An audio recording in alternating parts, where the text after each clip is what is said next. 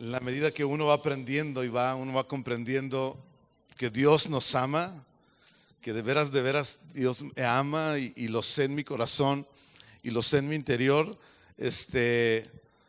pues uno no se queda indiferente, uno no se queda frío, uno no se queda aislado del Señor ni de lo que Dios quiere hacer a través de nosotros. Todo lo contrario, como vimos, hay un corazón y un espíritu ferviente, ¿sí?, para servir al Señor y servir a los demás. Y creo que ese es uno de los efectos maravillosos que produce precisamente a experimentar y ir masticando poco a poco o de mucho a mucho el amor de Dios sobre nuestras vidas. Entonces le animo a que tenga un corazón abierto, que pueda captar esta tarde las sencillas palabras que voy a compartir, y tiene el mismo objetivo, que usted pueda captar mejor la obra de Cristo y su amor a favor de nosotros. ¿Está bien? Dios, pido que me guíes con tu Espíritu Santo para hablar y comunicar, Señor, tu palabra, tus verdades, para que podamos, que a través de tu palabra, tu verdad, Señor, pueda traer libertad a nuestros corazones, a nuestras mentes, que las escamas que a veces no nos permiten ver y contemplar mejor a Jesús y su amor extravagante, extraordinario, Señor, implacable, Padre, se quiten, puedan ser hechos a un lado y podamos ver con mejor amplitud, Señor, mejor y mayor claridad, Señor, quién tú eres y tu amor asombroso en nosotros y sobre nosotros, alrededor de nosotros. En el nombre de Jesús, si una persona está aquí por primera vez, Señor, o segunda vez, que pueda captar este mensaje y que pueda atravesar su corazón, Señor, penetrar toda la dureza, toda la capa que puede haber en nuestros corazones y mentes, Señor, y cautivarnos en el nombre de Jesús. Pido que así sea. Y todos decimos amén. Pensaba estas semanas acerca de lo que hemos estado hablando, pero visto desde otro lado, desde otra perspectiva, y pensaba yo en el espíritu religioso,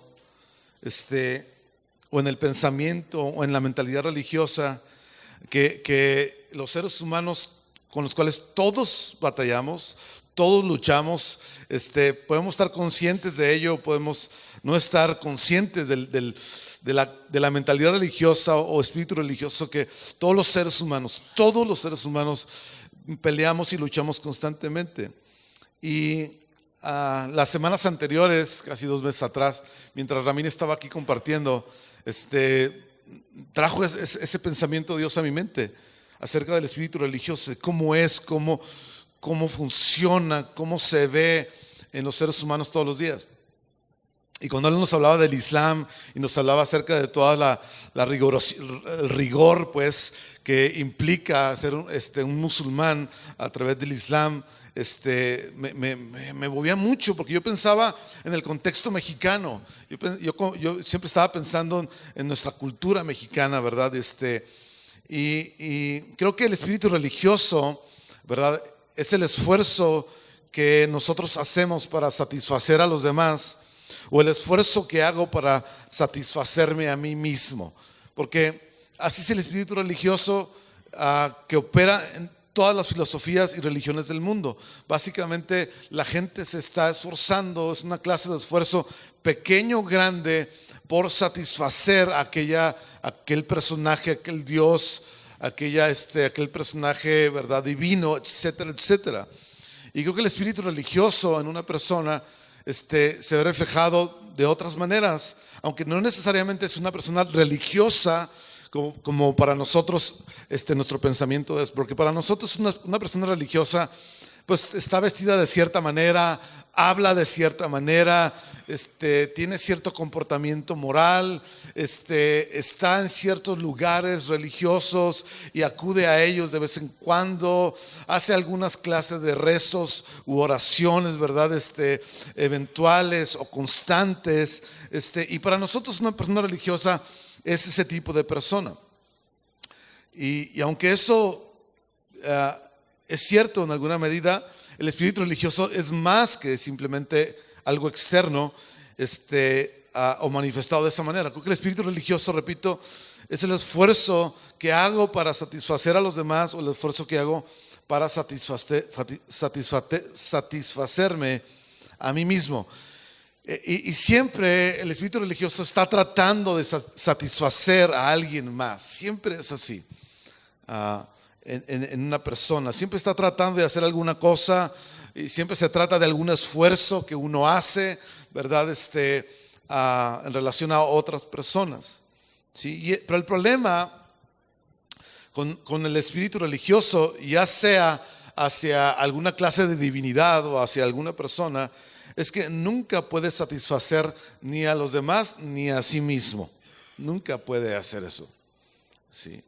Y siempre trae o hay decepción en la persona o en los demás, porque ¿quién de nosotros realmente llega a estar satisfecho con lo que otros puedan hacer? Creo que nadie, ¿sí? Y nunca hay realmente ese punto donde ya está satisfecha la persona o estoy yo completamente satisfecho. Ese es el gran fracaso del mundo, ¿sí? De la gente fuera de la vida de una persona, de una familia o de un país fuera de Cristo. Siempre hay decepción porque nunca hay satisfacción propia. Aun cuando yo me dedique a autocomplacerme, ¿sí? Autosatisfacerme, nunca es suficiente. Por eso oímos historia tras historia de personas que pues se esfuerzan de la manera que mejor ellos juzgan que puede satisfacer su corazón, sus apetitos emocionales, mentales, sexuales,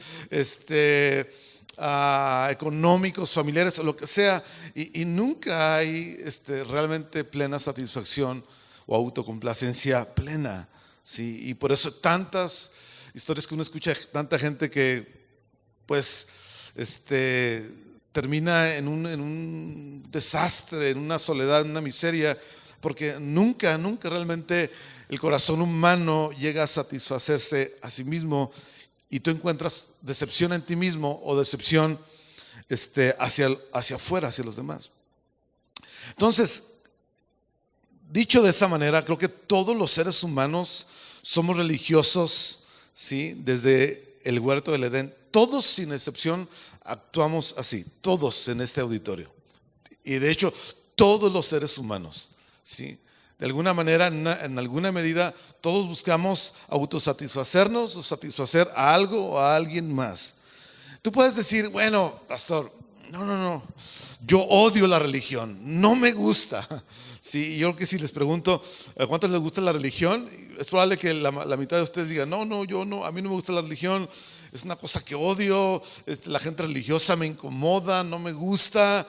Y es más, cuando lo leo en la Biblia, la gente religiosa en la Biblia, ¿verdad? Los fariseos, toda esa gente, no me gustan, gente legalista, es gente muy dura, gente muy cuadrada, y no me gusta tratar, no me gusta caminar con esa gente. Pero aunque a ti y a mí no nos guste la religión, tú y yo ya somos religiosos, nos guste o no, ¿sí? Porque está adentro de nosotros. Aunque tú puedas decir, a mí no me gusta la religión y es la última cosa que yo quisiera ser un religioso, somos religiosos desde que Eva platicó con la serpiente. Porque a partir de ahí todos los seres humanos nos hemos dedicado a tratar de satisfacer, ¿sí? A través del esfuerzo a algo, a alguien, en este caso a Dios, o a alguna persona o a nosotros mismos. Y esa es la historia de todos los seres humanos. Todos buscamos satisfacción, ya sea hacia afuera o hacia adentro, hacia los demás, ¿sí? O hacia nosotros mismos en nuestro interior. Y en las religiones, por ejemplo en el Islam, es como le hago para satisfacer a Alá. En la religión de este país es como le hago para satisfacer a santos y vírgenes, ¿verdad?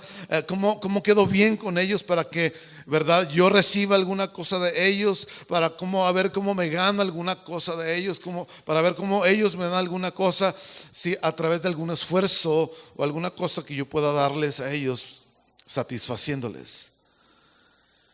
Y así somos. Esa es la historia de la raza humana a partir de Adán y Eva, y es una tragedia. Pero todos somos religiosos en ese sentido.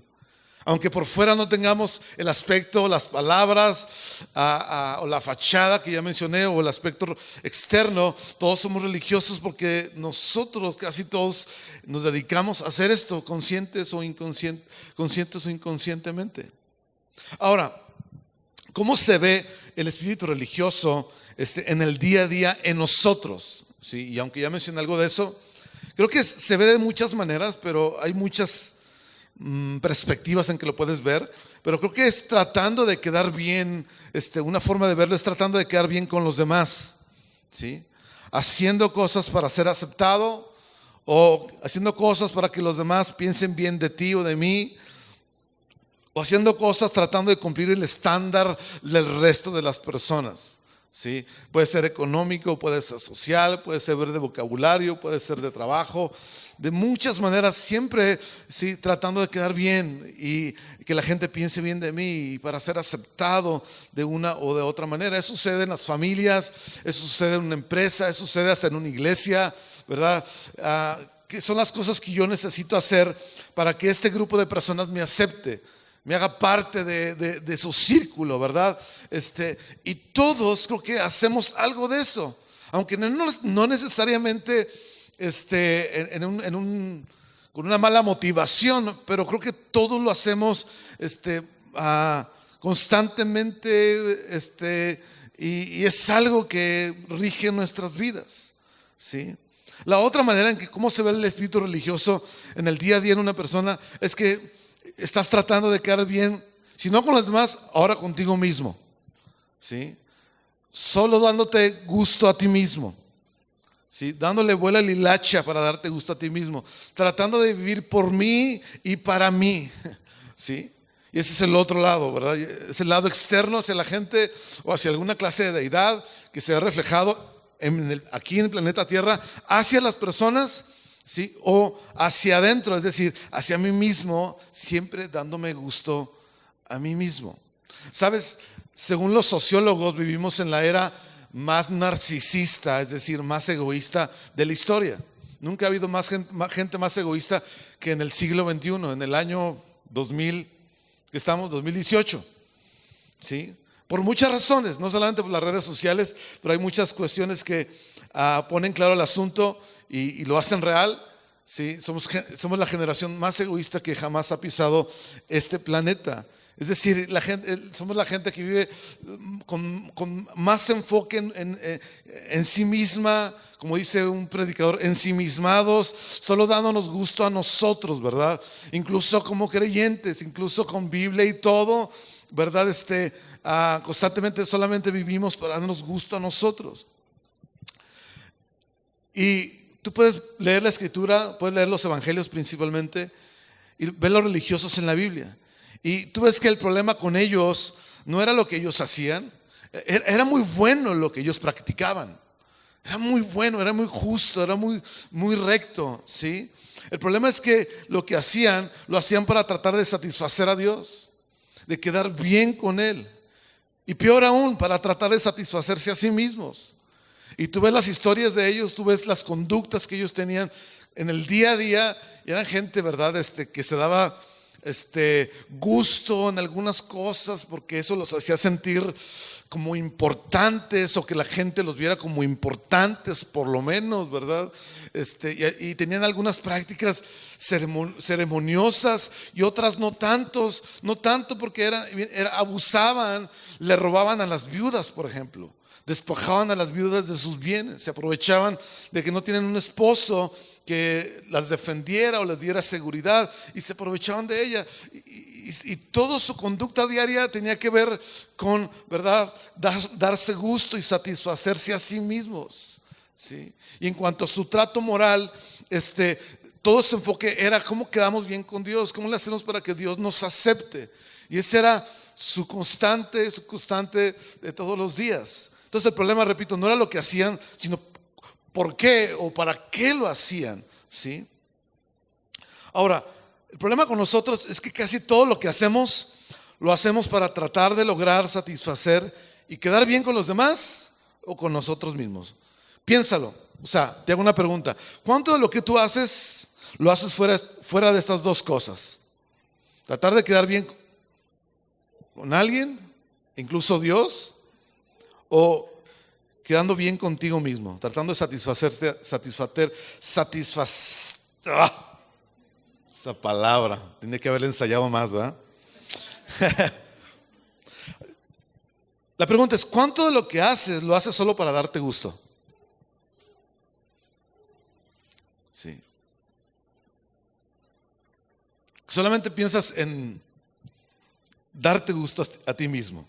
¿Cuánto de lo que haces en la semana lo haces solamente pensando en ti?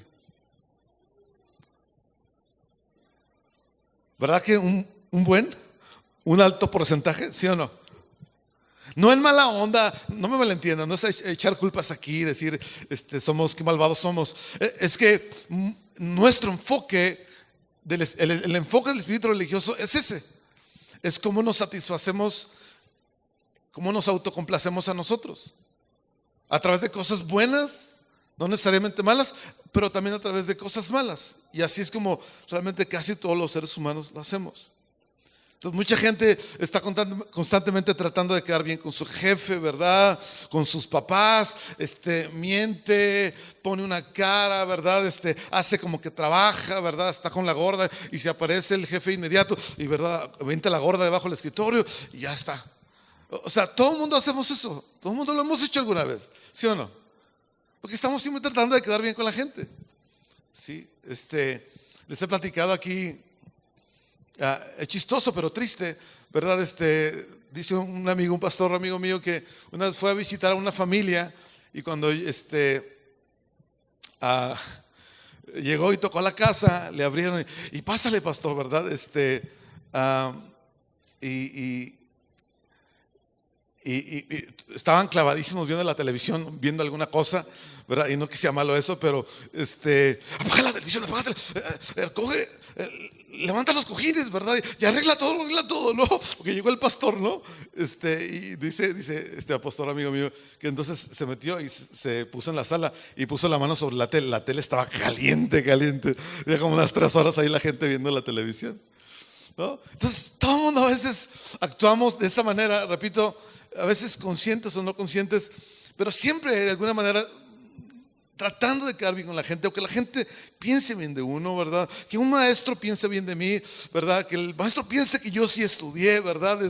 Ahí me saqué más o menos un 8.5 para que él crea alguna cosa, o mis padres crean alguna cosa, con algún líder, ¿verdad? Con alguien, tratando de convencernos a nosotros mismos de que yo merezco esto o aquello, ¿sí? Porque mira, pues todo lo que yo trabajo, todo lo que yo hago y pues me merezco cierta cosa en la vida, ¿verdad? Y mucha gente está tratando de convencerse a sí mismo de ello. Y entonces creo que en alguna medida el espíritu religioso se ve en nosotros de esa manera, ¿sí? Y así como los fariseos, así como la gente religiosa en la Biblia, Dios quiere ayudarnos a nosotros. ¿Cuántos quieren ayuda del Señor? ¿Cuántos quieren la gracia de Dios? Para que tú y yo nos zafemos de esa clase de pensamiento o de vida o de patrón que nosotros solemos tener. Estaba leyendo un artículo el otro día acerca de una artista americana, escritora y cantante, y ella decía, no tengas miedo, o sea, de lo que la gente pueda decir o pensar de ti. Tú di lo que tengas que decir, haz lo que tengas que hacer, ¿verdad? Y creo que entiendo como que su idea es, tú eres libre, así que tú di lo que tú quieras, haz en la vida, haz lo que tú quieras en la vida, eres libre, ¿verdad? No tengas miedo de lo que la gente piense o piense bien o mal de ti. Y aún así en eso, aún cuando la gente decimos, a mí no me importa lo que la gente opine de mí, a mí no me importa lo que la gente piense de mí, o vaya a decir de mí por esto, por aquello, aún eso manifiesta que me importa mucho.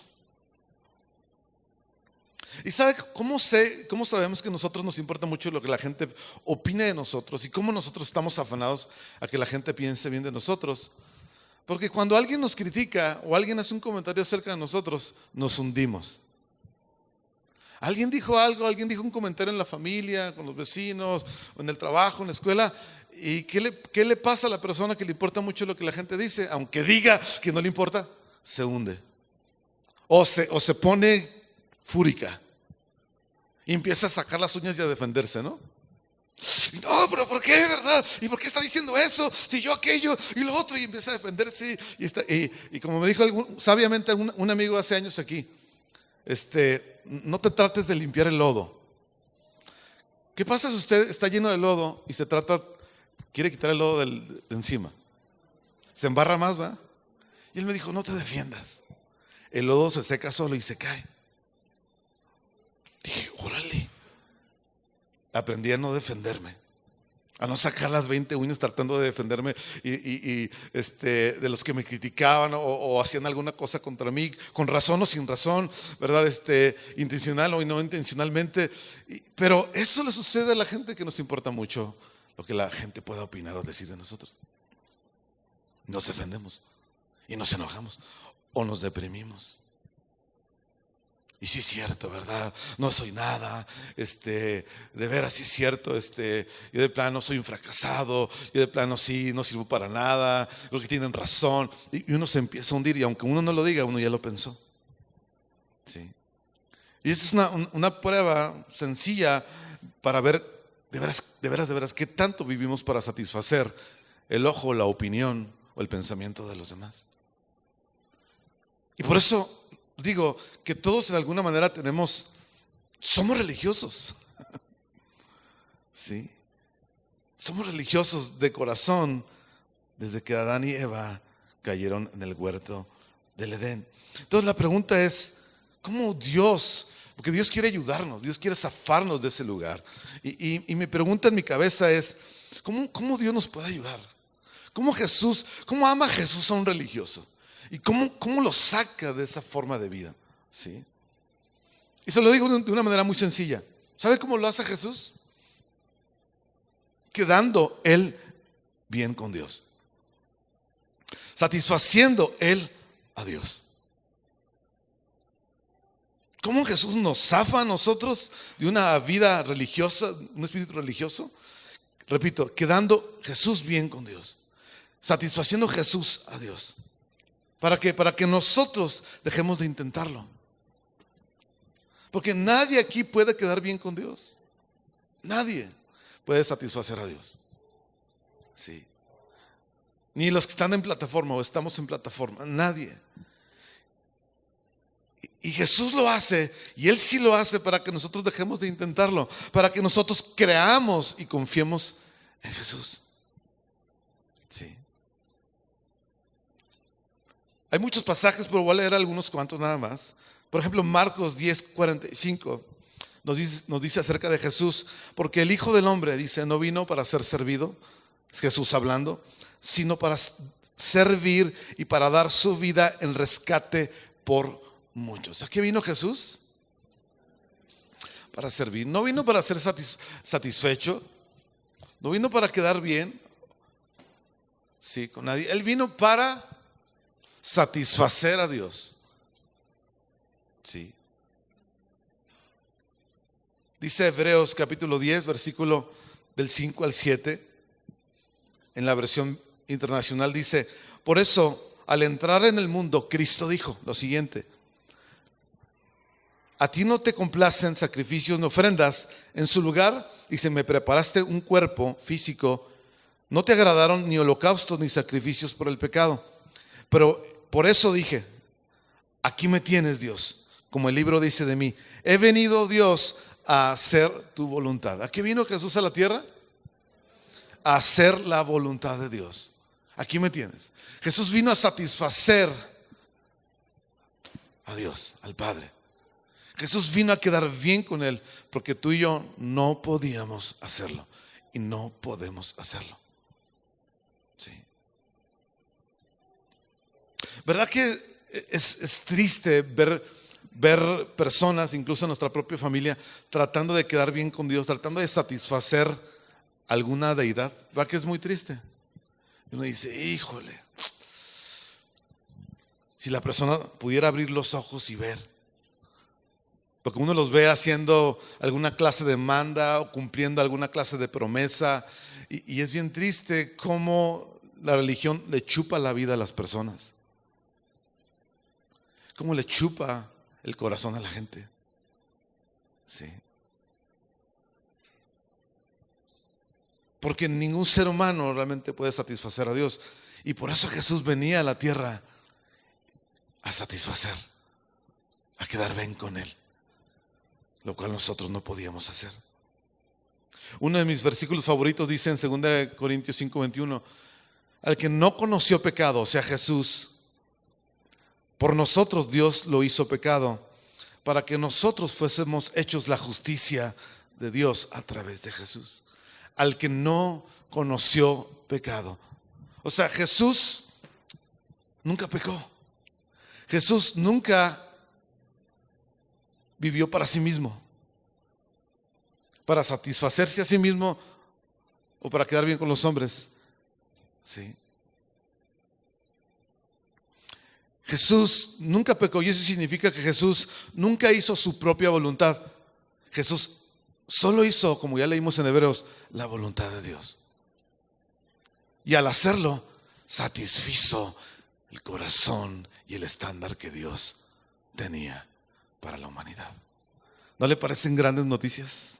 Wow.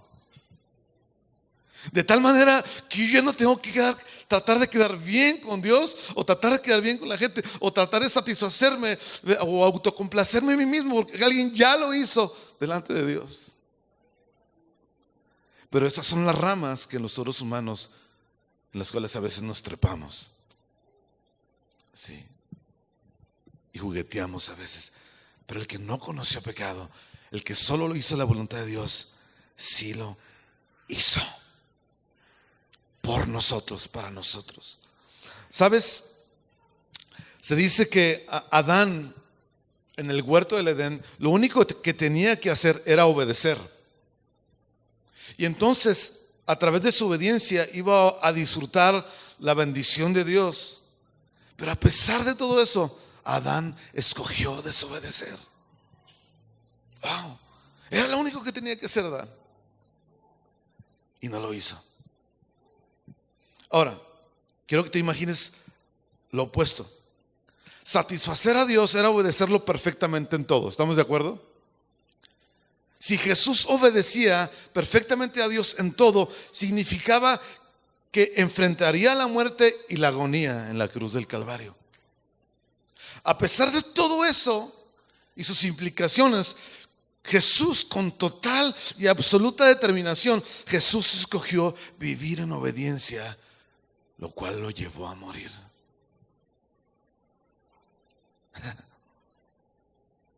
Para satisfacer a Dios.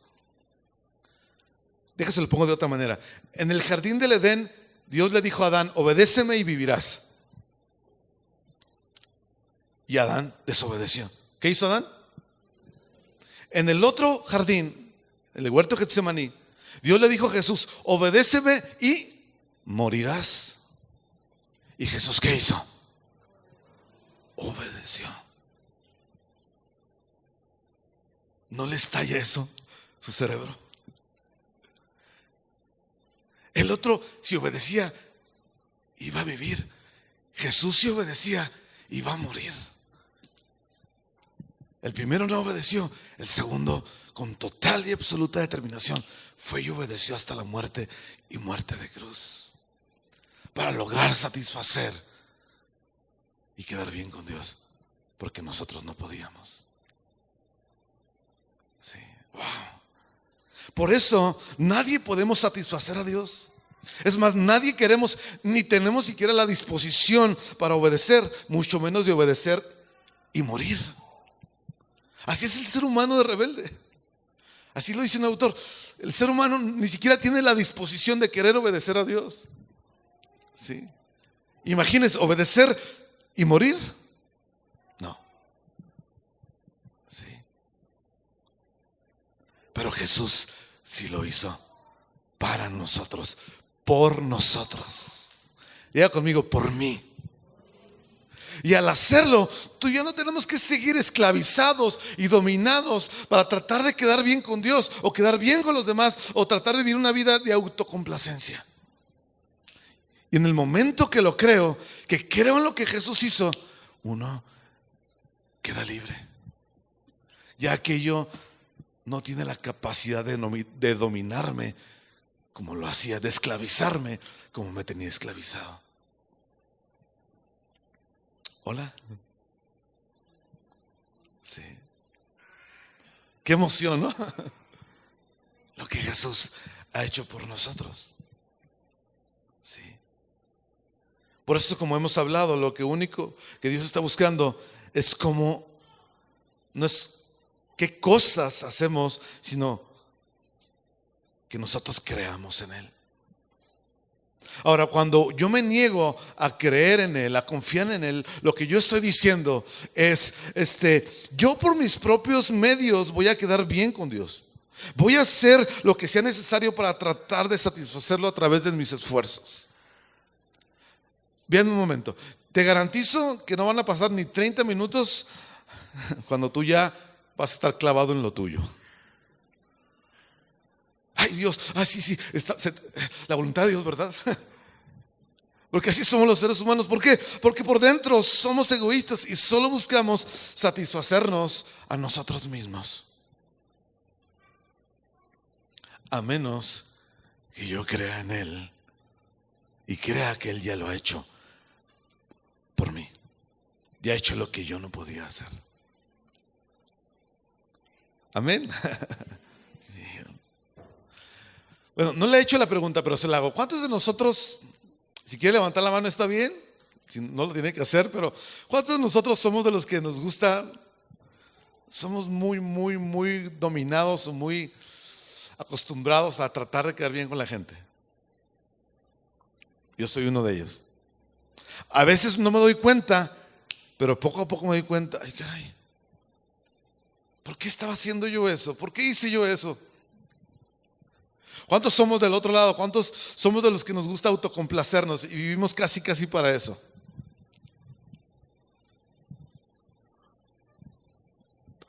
Sí. Entonces Jesús viene y ama a un religioso tomando el lugar suyo, el lugar nuestro. ¿De qué otra manera Jesús lo hace? Y creo que Jesús lo hace haciéndose nuestro representante ante Dios. Vaya conmigo a Romanos capítulo 5, versículo 12, por favor. Romanos 5, 12.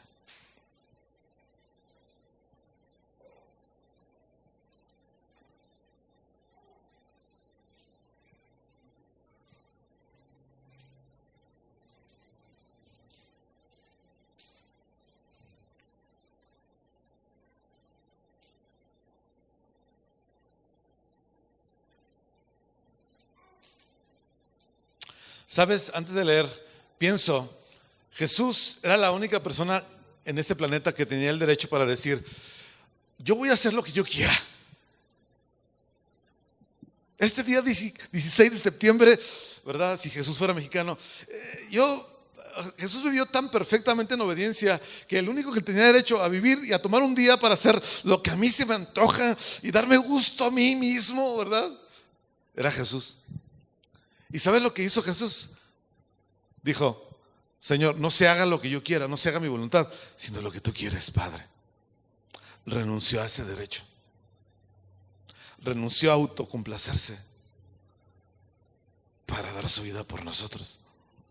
Romanos 5:12, no lo voy a leer todo el contexto, pero está hablando acerca de la comparación entre Adán y Jesús, entre uno y el otro. Y dice el versículo 12, por medio de un solo hombre el pecado entró en el mundo y por medio del pecado entró la muerte. Fue así como la muerte pasó a toda la humanidad porque todos pecaron. ¿A través de quién entró el pecado y entró la muerte? A través de un hombre. ¿Cómo se llamaba ese hombre? Adán. ¿Sí? Muy bien. Entonces, eso es lo que sucedió a través de Adán. Y es una declaración muy fuerte y que tiene implicaciones todavía más fuertes. Y lo quiero leer algunas cosas, creo que son importantes, que las veamos para entender la magnífica obra de Cristo a nuestro favor y cómo nos afecta a nosotros. ¿Está bien? Creo que vemos en este pasaje algunas cosas importantes. Y número uno, el pecado entró al mundo por un hombre, ¿sí? En segundo lugar, la muerte entró al mundo por el pecado. Una cosa llevó a la otra, ¿sí? Y al igual que el castigo por el pecado, que es la muerte. Entonces, y en tercer lugar, la muerte se propagó a todos los seres humanos, puesto, dice el versículo, que todos pecaron. Entonces la orden, o el orden quedaría así: la entrada del pecado, la entrada de la muerte y la propagación de la muerte universal como resultado del pecado. Entonces, pecado entra y con el pecado lo acompaña la muerte, y por eso los seres humanos morimos. Y luego con la muerte entra, ¿sí?, la propagación, ¿sí?, de la muerte universal para todos los seres humanos. Entonces, pero dice Pablo en el versículo que todos pecaron. Ahora, el verbo pecaron está en un tiempo griego que es aoristo. Y el tiempo aoristo siempre señala, ¿sí?, a una única acción del pasado. O sea, algo que sucedió en el pasado, una sola acción, ¿sí? Y así que cuando usa el verbo aoristo, aquí Pablo lo que está diciendo es que toda la raza humana, ¿sí?, pecó en una sola acción que tuvo lugar, ¿sí?, en el pasado. ¿Quién pecó en el pasado? Toda la raza humana pecó en una sola acción que sucedió en el pasado, que particularmente sucedió en la persona de Adán. Por eso dice, cuando Adán pecó, todos pecaron, y nos incluye a nosotros, ¿sí? Y usa la palabra o el sustantivo todos, y eso lo hace muy específico el asunto, y lo hace a propósito Pablo, ¿sí? Ahora, si Pablo, ¿sí?, hubiera querido decir todos pecaron de manera continua e individual, ¿sí?, y sí lo hacemos, y sí lo hicieron los hombres, hubiera usado otro tiempo, el tiempo presente, ¿verdad?, o el tiempo imperfecto. Pero dice un autor inglés, él dice, el significado más preciso, ¿sí?, sería: el pecado y la muerte entraron al mundo porque todos los hombres fueron culpables de un solo acto de pecado. Es decir, cuando Adán pecó, todos nosotros estábamos ahí. ¿A cuántos les incomoda eso? A mí no me gusta mucho, honestamente, ¿sí? Ahora, es importante plantearlo de otra manera, ¿sí? Pablo no está diciendo que todos los hombres morimos porque somos como Adán, es decir, porque pecamos como él. No. Dice, sino porque todos estuvimos en Adán, es decir, cuando él pecó, nosotros también pecamos. Y se propagó la muerte universal. Yo sé que la mente de muchos de ustedes están diciendo, como en la mía, esto es injusto. Diga conmigo, es injusto. Es injusto, es cierto. Sí. Ahora, dice un autor, John Stott, que es un inglés, dice: no podemos señalar con el dedo a Adán con una inocencia farisaica, porque nosotros participamos en su culpa, en la de Adán. Dice, y es porque pecamos en Adán que hoy nosotros entonces morimos. Okay. Espero que me vaya siguiendo el pensamiento y el hilo de lo que estoy tratando de decir. Ahora, voy a ligar eso a la siguiente idea. Hay una cuestión en la Biblia que se llama representación, y está en toda la Biblia y en toda la historia judía, en toda la cultura judía. Y para ponerle un término un poquito más entendible para nosotros, llamaríamos representación federal, ¿sí? Eso versus individualismo occidental.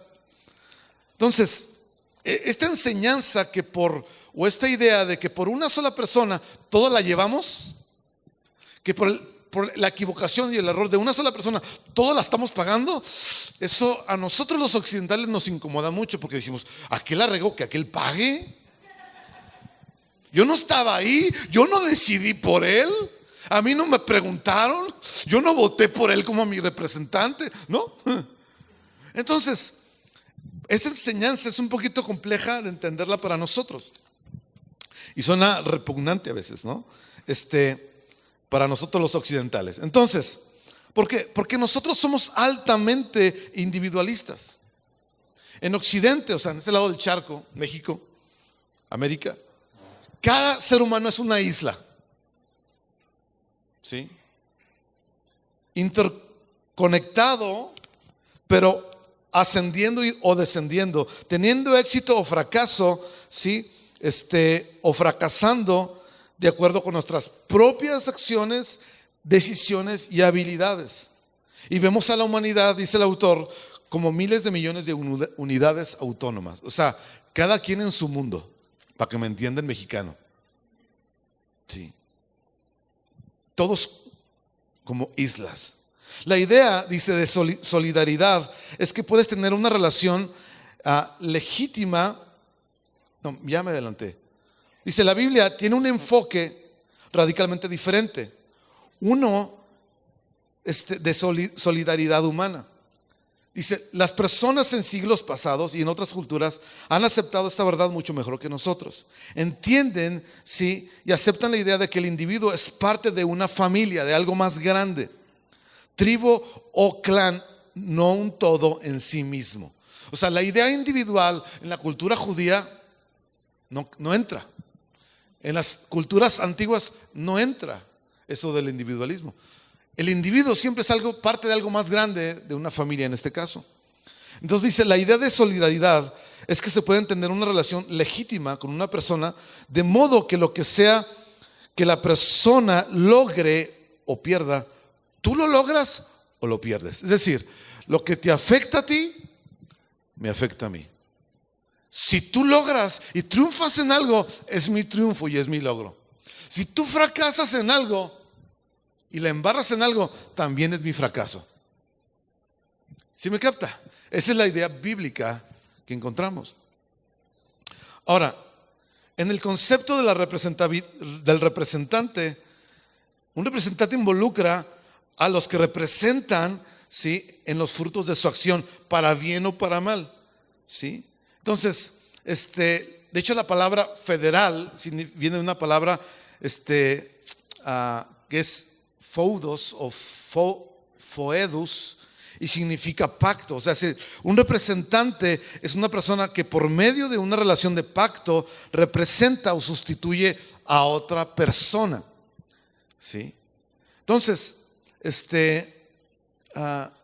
en el Medio Oriente el día de hoy, ¿sí?, es legítimo tener esta clase de relación con algunas personas, ¿sí? Entonces, en el mundo occidental, o sea, aquí en México, solo reconocemos la legitimidad de tal persona si nosotros, de manera voluntaria, decidimos estar en esa relación, ¿sí? Entonces, vamos a algunos ejemplos. Un representante, sí, en una negociación colectiva. Por ejemplo, si en un sindicato, sí, le da a un representante el derecho de negociar y firmar un contrato en nombre del sindicato, él es el representante de todos los miembros de ese sindicato, ¿sí o no? ¿Sí? Él nos representa. De hecho, por ejemplo, hay un ejemplo ahorita que estamos viviendo que nos está afectando a todos los mexicanos. ¿Cuál es? Tenemos un representante que está negociando el Tratado de Libre Comercio con América. Lo acaba de negociar con Trump. Y hay un tratado. Canadá está ahorita en el sí o no le entra, ¿sí? Pero ese representante, no me acuerdo ahorita el nombre, está representándonos a todos los mexicanos. De manera que sus logros o sus compromisos adquiridos en ese Tratado de Libre Comercio nos va a afectar a todos nosotros. Y sus logros van a ser nuestros logros o los fracasos van a ser nuestros fracasos. Porque Él es nuestro representante delante de este tratado que se está haciendo. ¿Sí? Entonces, el poder que se le da a los representantes que le damos los elegidos, ¿sí? Entonces,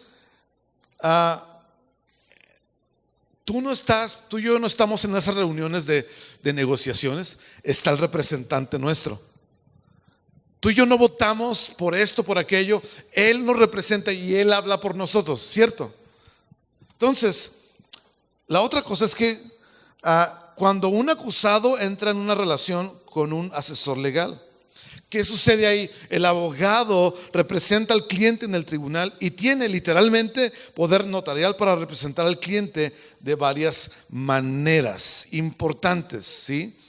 Particularmente hacia el futuro. Así es como el testigo, así es como el representante es en un sentido de abogado y un cliente.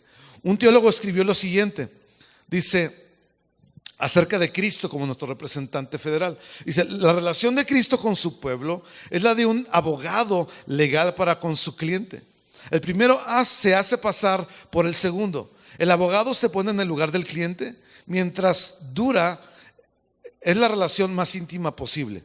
Puede que el cliente ni siquiera se presente al tribunal, a él no se le escucha, a él no se le considera, está escondido en su defensor, quien por el momento es su representante, es al abogado, no a nosotros, a quien se le ve, se le escucha y se le considera. Y eso es lo que Cristo ha hecho por nosotros. Cuando Dios mira a los seres humanos, a los que hemos creído en Cristo, Él ve a Jesús. Él no nos ve ni nos escucha ni nos considera a nosotros. Él ve a Jesús y ve su vida de perfecta santidad. Y así es como nos ve a nosotros, porque Él es nuestro representante. Entonces, volviendo a lo que Adán hizo, ¿sí? El problema para nosotros los occidentales, en primer lugar, no nos gusta la idea de que alguien se ponga a nuestro lugar. Decimos, oye, no es justo que yo sea juzgado por lo que alguien más hizo. ¿Estás de acuerdo? Sí. Yo mismo debía haber tenido una oportunidad en el jardín del Edén. Sí. ¿Verdad? En segundo lugar, incluso si estamos de acuerdo en que la representación a veces es legítima, nos desagrada que hayamos podido elegir a nuestro representante federal. Yo hubiera escogido a otro que no fuera Adán. Yo hubiera escogido a alguien mejor, más inteligente, no tan, ¿cómo se llama? No tan mandilón. Porque le hizo caso a Eva, porque Eva fue la que comió primero y le dijo a Adán, viejo, ¿quieres manzana? Y Adán tuvo la oportunidad de elegir otra cosa, pero es que escogió el hacerle caso a su señora. Y tal vez nosotros podemos decir, yo hubiera escogido a alguien más inteligente, me hubiera puesto yo. Yo le hubiera dicho que no a la serpiente. Usca, ¿no? Sácate. Yo no hubiera caído en la trampa de la serpiente. Y aunque eso suena bastante lógico y justo, la verdad es que todos nosotros hubiéramos hecho lo mismo que Adán. Sí. Entonces, pero si pensamos así, ahora, quiero que comprenda una cosa respecto a Adán. Adán era un hombre con capacidades extraordinarias. Dios creó a Adán con una capacidad, con una inteligencia extraordinaria. Adán no era un monigote de nadie, no era un debilucho que, pues, ¿qué quieres, vieja? ¿Sí? ¿Quieres manzana o tuna, lo que sea? O sea, entienda, porque en nuestra cultura Adán se le ve como alguien hasta sonso, menso, tonto, como usted lo quiera decir. ¿Me explico? Y Adán era todo menos eso. Un hombre altamente capaz, con la inteligencia, con la imagen de Dios, representando al ser humano como ningún otro ser humano podía hacerlo. Y ahí estaba Adán. Nada que ver con lo que a veces la gente piensa que Adán fue como ser humano frente al asunto. Dice, pero si pensamos así, estamos a punto de entender cómo Dios lo hizo. En primer lugar, nadie podría escoger un representante tan bueno como Dios lo haría. ¿Estamos de acuerdo? No debemos pensar que pudimos haber escogido a alguien de una manera más sabia que Dios. No. Y en segundo lugar, Dios no solo escogió a Adán, Dios creó a Adán para que fuera nuestro representante federal. Él fue perfectamente creado y diseñado para actuar exactamente como lo hubiéramos hecho tú y yo. No podemos decir, ¿verdad? Yo lo hubiera hecho mejor que él. Porque eso sería afirmar que tú pudiste haber sido un mejor representante que Adán, del que Dios creó, o que pudiste haber escogido un mejor representante del que Dios escogió. Dios nos dio el representante correcto y justo en Adán, y de esta manera somos culpables en Adán, porque en realidad pecamos con él. Y entonces, aunque eso ya nos salpicó a todos nosotros, no es tan malo como parece tener un representante. Si Adán fue nuestro representante y por él todos pecamos, escucha bien, entonces también podemos tener un representante que viva o vivió una perfecta vida de obediencia delante de Dios. Y si Adán fue nuestro representante para mal y sus efectos han caído sobre nosotros, los efectos de representación de Jesús para nosotros también recaen y son puestos a nuestra cuenta. De tal manera que, como dice un autor, Jesús no solamente cargó nuestros pecados y limpió nuestro pecado y lo puso a cuenta de él, sino que además puso a nuestra cuenta la perfecta vida de santidad y de justicia que Jesús vivió y que nosotros no podíamos vivir. Y de esa manera él satisfizo el corazón de Dios. Él pudo quedar bien con Dios, cosa que nosotros no podíamos. Y cuando lo crees y dices, Él me representa, Él ya quedó bien con Dios, yo no tengo que quedar bien con Él, yo no tengo que tratar de convencerlo de que me acepte, ¿verdad? O de hacer alguna cosa para que Diosito, ¿verdad? O para que los demás, o para vivir una vida de autocomplacencia y cuando lo creo, quedo libre.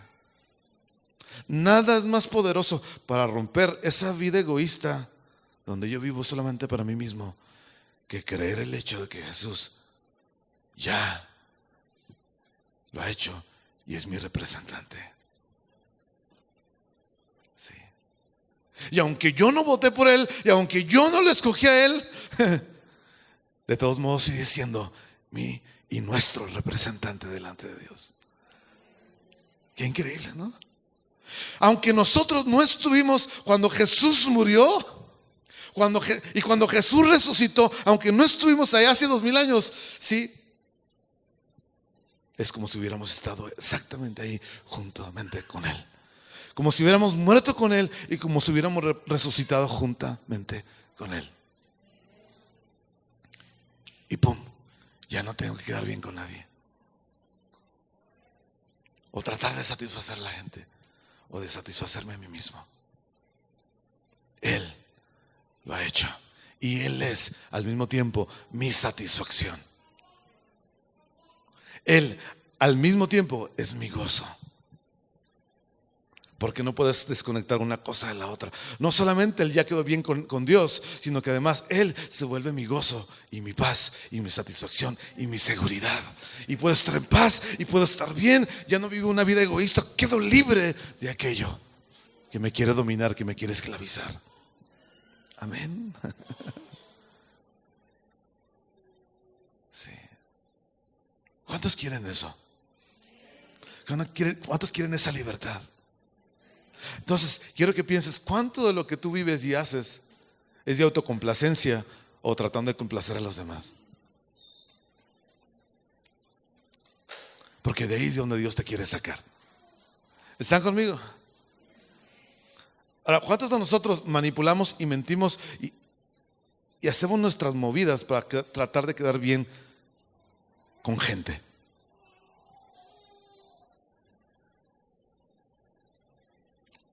Hola.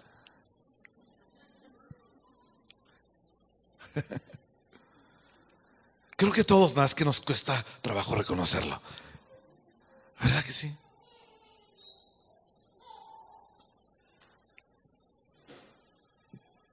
Y termino, y gracias por su paciencia. Entonces, si no lo podemos satisfacer a Él, ¿sí? Y no nos podemos satisfacer a nosotros mismos y somos como un barril sin fondo. ¿A dónde nos dirigimos? ¿Qué dirección tomamos? ¿Hacia dónde ponemos nuestra mirada? ¿Sí? Entonces ponemos nuestra mirada en el que satisfizo a Dios en todo y se llama Jesús. Y volvemos a creer y volvemos a confiar en Él una y otra y otra y otra vez. Y descubrimos que Él nos ama. Descubrimos que Él es nuestro representante, nuestro abogado. Amén. Y no pudo haber otro mejor. No pudo haber otro mejor. Entonces, quiero ser libre. Yo lucho mucho con esto. Y cuando se lo hablo, no solamente lo hablo como para que usted lo escuche, sino lo hablo porque a mí Dios mismo me enfrenta con la situación. Y descubro que de tantas maneras yo estoy tratando a veces de quedar bien con Él y quedar bien con los demás y quedar bien conmigo mismo. Y es terrible, es una esclavitud terrible. ¿Sí? Y se lo digo porque así es con mi propio corazón. Pero estamos aquí porque Él viene y quiere romper eso en nuestros corazones y mentes. Y la manera en que funcionamos y actuamos todos los días. ¿Están conmigo? Sí. Amén. ¿Sabes? Abraham, que fue otro gran personaje en la escritura,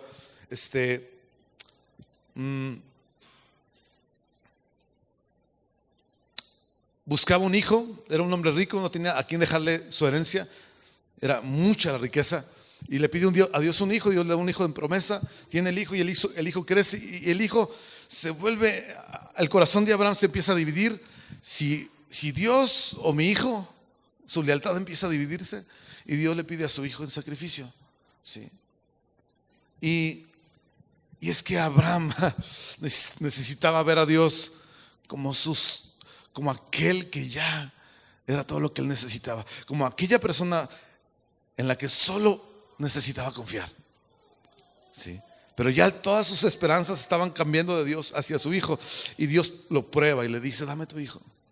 Y creo que, como dicen algunas personas, a veces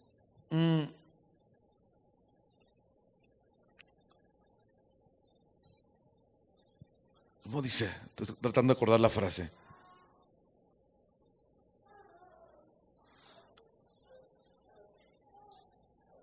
Te das cuenta de ciertas cosas hasta que lo pierdes todo y te das cuenta que lo único que tienes es Dios. Y Abraham perdió, en un sentido, todo lo que tenía, toda su esperanza. A su hijo Dios se lo estaba pidiendo. Y hasta cuando se dio cuenta que lo único que tenía era Dios, se dio cuenta, sí, lo valioso que era Él. Y nosotros a veces no vamos a darnos cuenta que lo único que tenemos a Dios hasta que perdamos todas nuestras esperanzas en algunas cosas en las que las tenemos puestas. ¿Sí? Y no necesariamente son cosas malas. Tener un hijo no era malo, pero estaba volteando su corazón al lugar equivocado. ¿Sí? Y Dios quería que Abraham, su fe, su confianza fuera limpia. ¿Sí? Y solo puesta en Dios y no en ninguna otra cosa. Y Dios quiere que tú y yo podamos voltear y decir: yo creo que Jesús ya lo hizo. Y si hay algo que tengo que perder, está bien. Perder mis esperanzas para solamente ponerlas en Jesús y no en ninguna otra cosa. Y saber que Dios me ama y saber que Dios tiene cuidado de